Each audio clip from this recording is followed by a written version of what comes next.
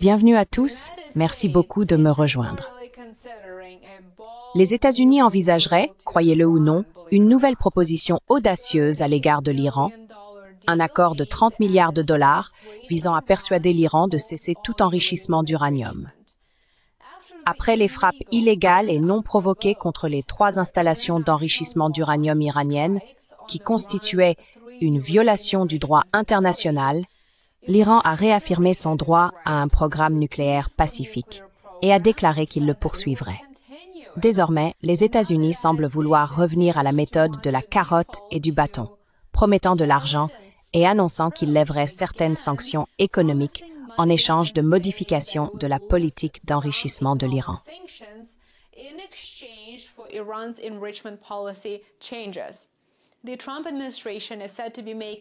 On dit que l'administration Trump tente de revenir à la table des négociations avec Téhéran, cette fois avec un ensemble d'incitations et de conditions radicalement différents. Je tiens à souligner qu'il est important de se rappeler que Téhéran était à la table des négociations il y a seulement quelques semaines. Téhéran est à la table des négociations plus tôt ce mois-ci, précisément lorsque Israël, avec le soutien de Washington, a lancé sa toute première frappe contre l'Iran le 13 juin, sabotant ainsi les négociations, ce que Trump a ensuite reconnu comme étant une ruse destinée à faire croire à l'Iran que les États-Unis négociaient réellement de bonne foi.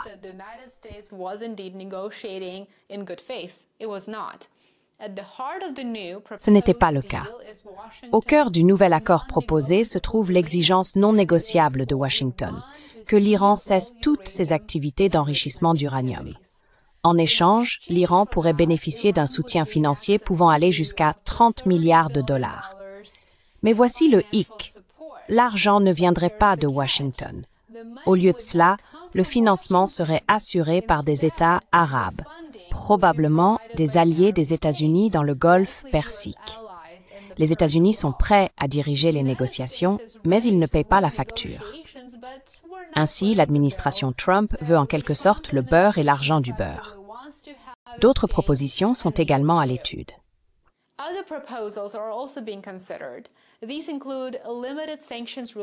Cela inclut un allègement limité des sanctions et le déblocage de 6 milliards de dollars d'avoirs iraniens actuellement gelés dans des banques étrangères. Un autre volet prévoit que des pays du Golfe financent une nouvelle installation nucléaire civile pour remplacer le site de Fordow en Iran, bien qu'il ne soit pas clair pourquoi cela serait même envisagé. Compte tenu de l'ampleur des dégâts subis par Fordow lors des frappes américaines et des relations de l'Iran avec les pays du Golfe. Tous ces efforts s'inscrivent dans ce que la Maison-Blanche qualifie de recherche d'un accord de paix global. Steve Witkoff, représentant spécial de Trump pour le Moyen-Orient, a déclaré dans une interview à CNBC que le plan vise à garantir la stabilité régionale tout en empêchant l'Iran de développer des armes nucléaires.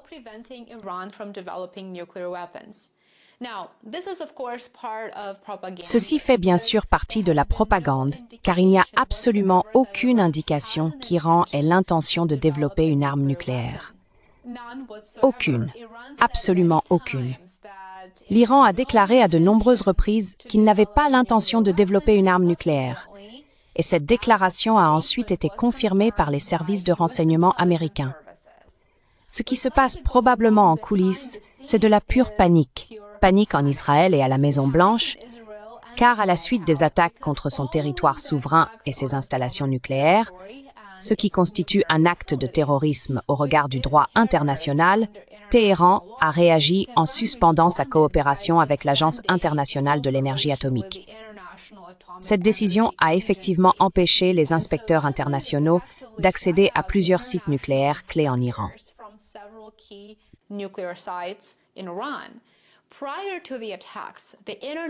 Avant les attaques, l'Agence internationale de l'énergie atomique avait un accès total aux installations afin de s'assurer que l'Iran respectait le traité sur la non-prolifération des armes nucléaires. D'ailleurs, l'Iran était pleinement en conformité, ce qui a été confirmé par plusieurs rapports indépendants distincts, disponibles en ligne pour ceux qui souhaitent les consulter. parce qu'il est dit que l'Agence internationale de l'énergie atomique aurait transmis des informations privées liées au nucléaire concernant les sites nucléaires iraniens à, disons, des parties extérieures, qui ont ensuite utilisé ces informations pour mener des attaques contre l'Iran. Téhéran a décidé de se protéger en refusant l'accès et le partage d'informations avec l'Agence internationale de l'énergie atomique. Cette incertitude alimente une inquiétude croissante à Washington et à Tel Aviv.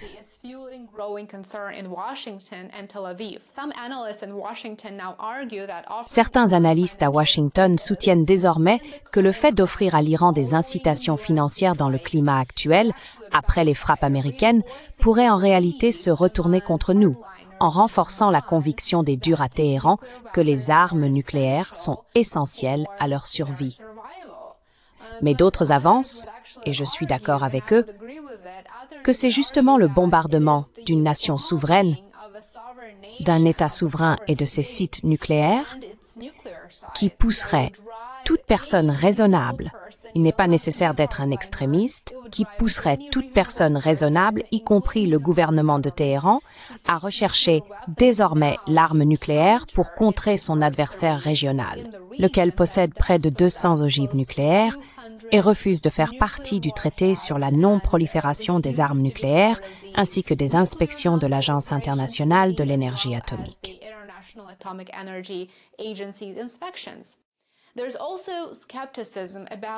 Il existe également un certain scepticisme quant à la volonté des États arabes de financer le développement nucléaire pacifique de l'Iran.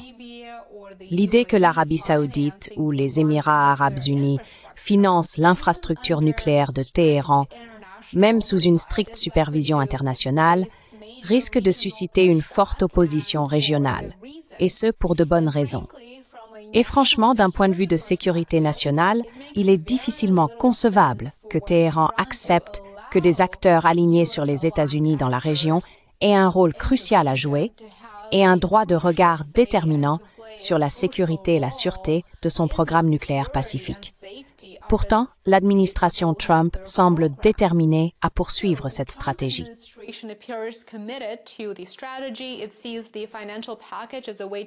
Elle considère le paquet financier comme un moyen de sortir de l'impasse actuelle, la même impasse qu'elle a elle-même créée avec l'aide de l'un de ses alliés, en transférant la charge financière sur les nations du Golfe, tout en maintenant largement les sanctions américaines.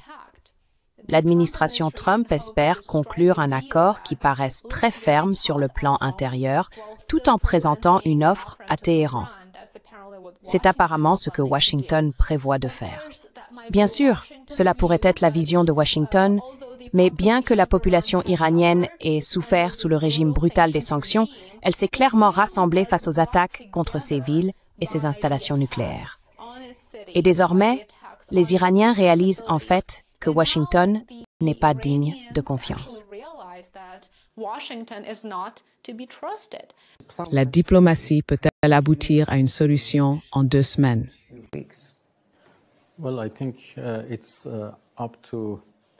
Eh bien, je pense que c'est aux Américains, aux États-Unis, je veux dire, de montrer leur détermination à poursuivre une solution négociée.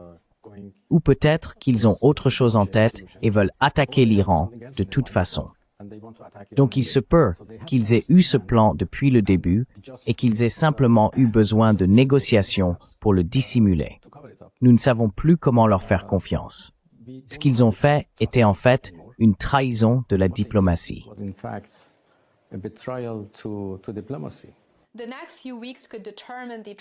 Les prochaines semaines pourraient déterminer la trajectoire de la diplomatie nucléaire dans la région pour les années à venir. Il sera certainement très intéressant d'observer ce qui va se passer et de voir si quelque chose aboutit. Bien sûr, nous savons que le plan à long terme reste probablement inchangé après les attaques et toute future escalade n'est sans doute qu'une question de temps. N'oubliez pas de montrer votre soutien. Aimez, abonnez-vous et partagez. Soutenez mon travail sur Substack et Patreon. Vous trouverez les liens dans la description ci-dessous. Je vous serai très reconnaissant de votre soutien et j'ai hâte de vous retrouver ici demain. Passez une excellente journée. À bientôt.